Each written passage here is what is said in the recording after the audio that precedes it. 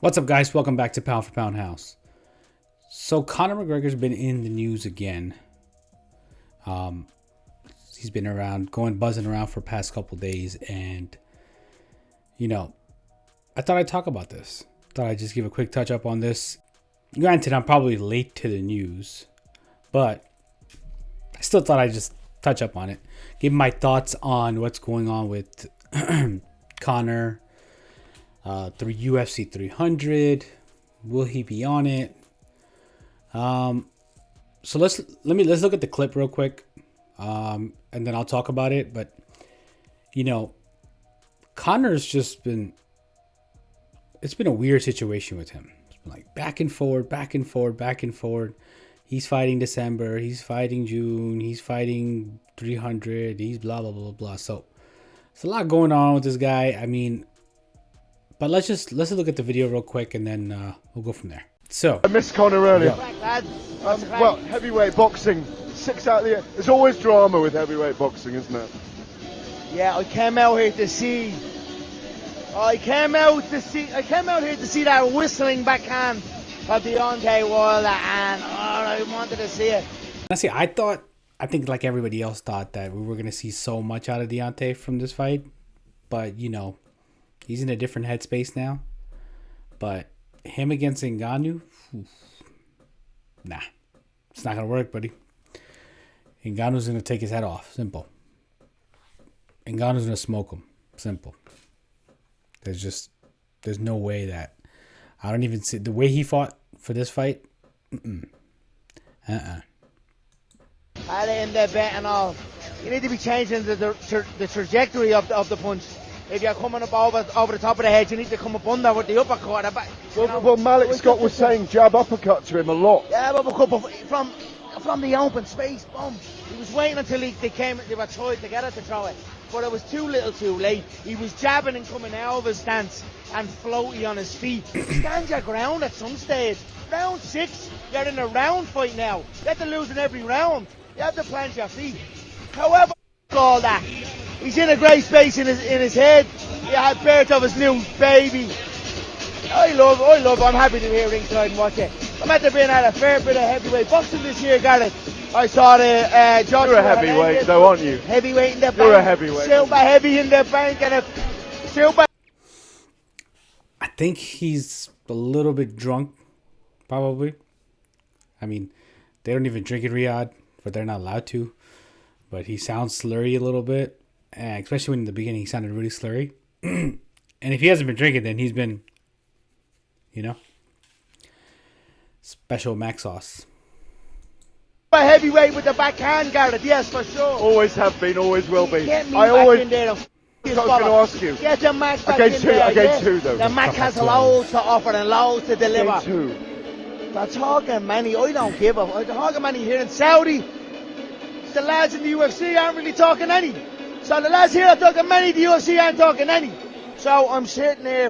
The usual, Gareth. I hate to apologise for you because you're Conor McGregor, but I have to apologise for the language. We're live on air. But that's fine.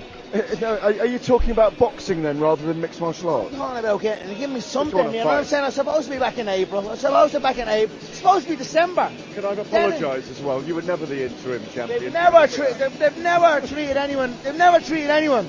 No one's ever been treated for all the figures we've brought in this game. I sell more than all of them combined, yeah. I sell more than every one of them combined. No one in the history of the fight games ever been treated the way we've been getting treated. Well, he is spitting facts though, because he is all the top five pay-per-view sellouts are Conor McGregor, and number 1 I believe is with Khabib. So, yeah, gotta give credit where credit's due. At this minute, yeah. So what I came through, to what I bring. Gonna shoot up in floodgates for me, yeah? And I'm waiting. My patience is wearing thin on me waiting, yeah? We always appreciate you being around the fight game. So we just saw what happened with Conor. What he said. I mean, I think he's just talking shit. That's my personal opinion. I think he's just talking a bunch of crap. It's just what Conor does. It's just who he is. I think he's just talking shit. Chatting like he always is. And, he's going to get a fight. You know what I mean? I think Dana recently just posted something, or I thought I read somebody's post, and I can't remember exactly who, but Dana had a conversation. He was in Riyadh or Dubai or something like that, and they talked it out after this video. So, I mean, I think he was just, like I said, I think he was either doing some special stuff or he was drinking too much or one of the others. But yeah, I mean, he's gonna get a fight. I don't think he's gonna be on 300.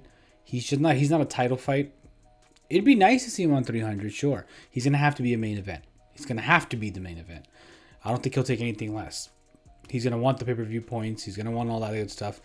But he's there's just no way he can't be the main event, because the thing about him is that he's the type of guy you want there. He's the guy who's gonna sell the fights. That press conference is gonna be insane, obviously, as always with him. But he's probably not going to be on that card. I mean, especially if they do like a super fight that Dana was talking about, the super fight. They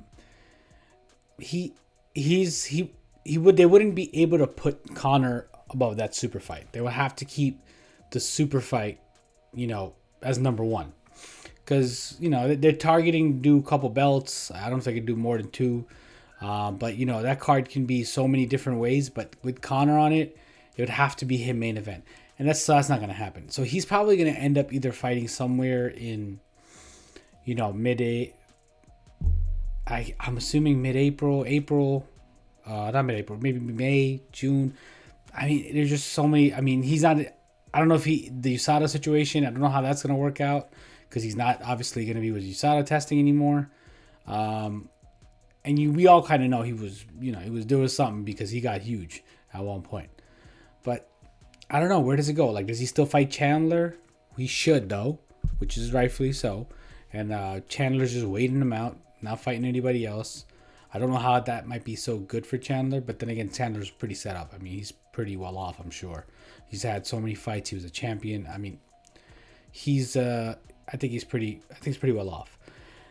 So Chandler probably can hold off, and he probably has no problem with that, because I think he should fight Chandler, because if he can beat Chandler, I'm almost gonna bet on this that he's gonna be guaranteed a title fight. If he beats Chandler, he's jumping that line over every single person. So if Conor McGregor beats Chandler, his next fight will be a title. I'm sure of it.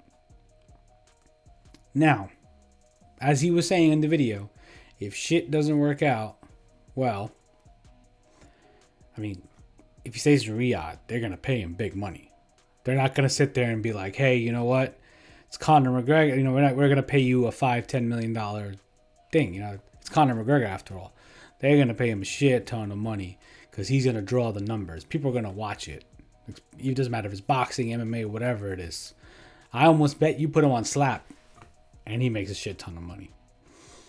So, I mean, we don't know where he's going yet, but I hope to see him soon, man. I mean, listen, he is. I think a lot of people are gonna hate that I say this, and I'm not like a huge Conor fan. I'm not a Conor fan at all, and I'm not like too crazy about the way he does things.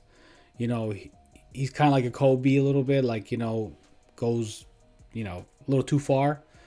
But obviously he's the most selling and he's the biggest name in MMA. And I still think, once again, not a huge fan, I still think he's part of like Mount Rushmore. The Mount Rushmore of MMA. And that's because the eyes he brought to the sport, the feuds he's had. I think his biggest feud, Khabib, which put Dagestan like really on the map, and then obviously brought a whole new set of eyes to UFC, and himself, who brought Ireland as a set of eyes to UFC. So he has done so much for the sport in that sense, and obviously a double champ. Double champ is one of the hardest things to do, right? So there's just so much with him. So you gotta give him that, just because of what he's done for the sport, It's not necessarily his just ring record. I'm looking at what he's done in the sport itself and how he's brought so many people towards it and what he's been able to do with boxing, make Dana do a boxing fight and all these crazy shit. You know, how can you not put him there? You know, you have to. He has to be there. He has to be there. And I'd love to see somebody argue it. Tell me why not. Tell me why. Yeah, leave it in the comments below. If you guys think that he shouldn't be there, leave that in the comments below. But as far as his fights go, I don't know where he goes. If he doesn't fight in MMA, he probably should just end up doing some boxing fights. Probably make a shit ton of money there too. And I think if he beats Chandler, he's guaranteed a title fight. So he probably should take on Chandler. Because it doesn't make sense to fight Poirier again. And it doesn't make sense to fight anybody else. Charles Oliveira or Arman Sarukian. These are all nightmare fights for him. They're more nightmare fights for him than Chandler. No disrespect to Chandler. Chandler's an amazing fighter, but no disrespect. I'm just saying.